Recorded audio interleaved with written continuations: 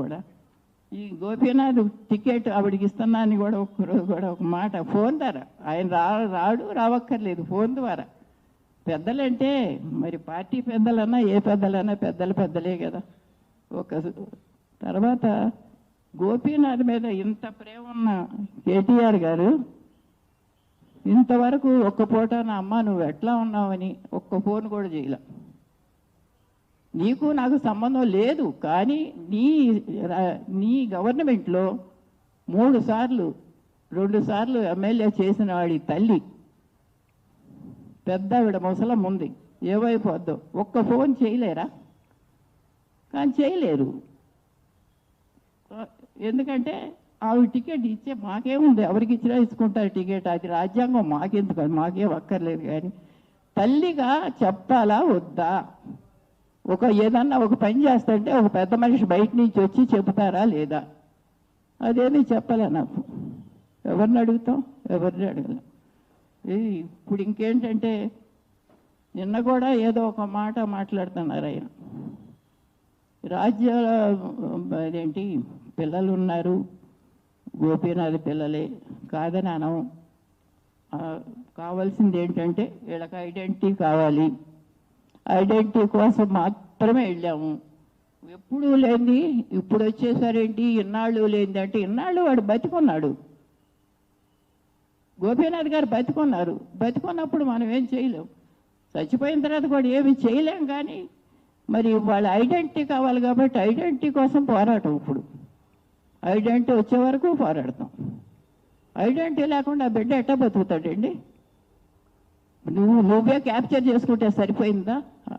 గోపీనాథ్ భార్య నేనే నువ్వే డిక్లేర్ చేసుకుంటే సరిపోదు కదా. గవర్నమెంట్ చెప్పింది నీకు, అది మానేసి నువ్వు అన్నీ వాళ్ళకేమీ లేవు కాగితాలు, వాళ్ళు ఇట్టిదే అని చెబుతుంటే ఈ మనసు చాలా దెబ్బతిన్నది. మాలిని గారి మనసు చాలా దెబ్బతిన్నది. నేను ఇంతుంటే నేను అబద్ధం ఆడుతున్నానా, నేను భార్యను కాదా, ఈ రకంగా ఎందుకు వైరల్ అవుతున్నాయి ఈ మాటలు? ఇప్పటి వరకు నేను అట్లే కదా, ఇంతవరకు అతను డైవర్స్ అవ్వలేదు కదా అన్న దీంతో అసలు ఎవరికి చెప్పుకుంటే కూడా ఒకళ్ళిద్దరికి చెప్పుకుంటాం, మూడోది లేదు. అందుకోసం ఈ మీట్ పెట్టవలసి వచ్చింది. ఏంటంటే ఈవిడ గోపీనాథ్ గారి భార్య, డైవర్స్ అయితే అవ్వలేదు ఇప్పటి వరకు. ఇది పెళ్ళి నేను చేశాను, నువ్వు చేసామో లేదా అదంతా అది కాదు. కానీ ఇంతవరకు డైవర్స్ అవ్వకపోతే ఆవిడికి హక్కు ఉందా లేదా అన్నది మీరందరూ కూడా గ్రహించుకోవాలి. ఆవిడ ఇంతకాలం ఎంత ఆదరణ పడిందో. ఇంకోటి ఏంటంటే గోపీనాథ్ ఈ వద్దనుకున్నా, గోపీనాథ్ వద్దనుకుంటే 20 ఏళ్ళలో డైవర్స్ తీసుకునేవాడు కాదా?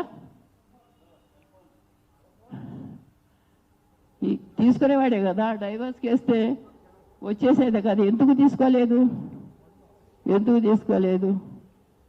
అదేంటంటే ఆవిడ కూడా సాఫ్ట్ కార్నర్ ఉంది, నా భార్య ఉంటుంది అనే ఉద్దేశంతోనే కదా వచ్చింది. వాళ్ళు తీసేసి శాంతం నువ్వేమో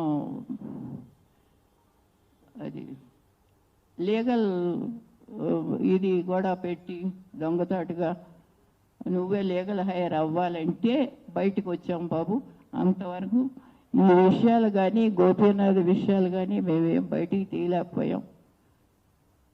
6 నెలలైనా సంవత్సరం అయినా ఎంతైనా వాళ్ళు లీగల్ హైర్లే కాబట్టి అది కూడా చాటు మాటుగా కాకుండా నలుగురిలో నిరూపించుకోవాలని వాళ్ళు అనుకోబట్టి నేను చేయగలుగుతున్నాను. ఇంకోటి ఏంటంటే నేను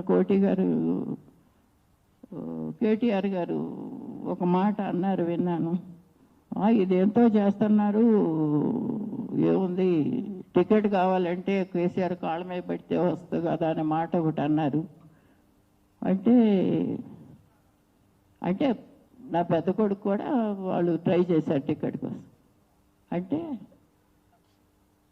బీఆర్ఎస్లో కేసీఆర్ కాళ్ళ మీద పడితే టికెట్లు తీసుకున్నారా అందరు ఎమ్మెల్యేలు అని నేను అడుగుతున్నా. టికెట్ ఇవ్వటం తాగటం అది కాదు, అసలు అంత హీనంగా నా పెట్టినట్టున్నారు కాళ్ళు బట్టి టికెట్లు తెచ్చుకోవటం ఏంటి? నేను కేసీఆర్ గారు నేను విన్నాను టీవీలో లైన్లో చెప్పారు. కాళ్ళు పడితే కేసీఆర్ కాళ్ళపై పడితే, కేసీఆర్ గారు కాళ్ళపై పడితే టికెట్ వచ్చేది కదా అని చెప్పారు నాకు. కేసీఆర్ గారు కాళ్ళపై పట్టి మీరు అందరూ చూసే ఉంటారు, కాకపోతే చూసుకోండి టీవీ లైన్లో ఆయనతో మాట్లాడతాను, నేను విన్నా స్వయంగా. అది ఎంతవరకు సబబు? అంత హీనంగా మాట్లాడతారా? ఈ ఏంటి గోపీనాథ్కి 200 గజాల్లో చిన్న ఇల్లు ఉంది, ఏమీ లేదు. గోపీనాథ్కి ఏముంది, ఏమీ లేదు. కేసీఆర్ చూసారా? అడిగారా కేసీఆర్ తల్లిని ఏముందో ఏమీ లేదో?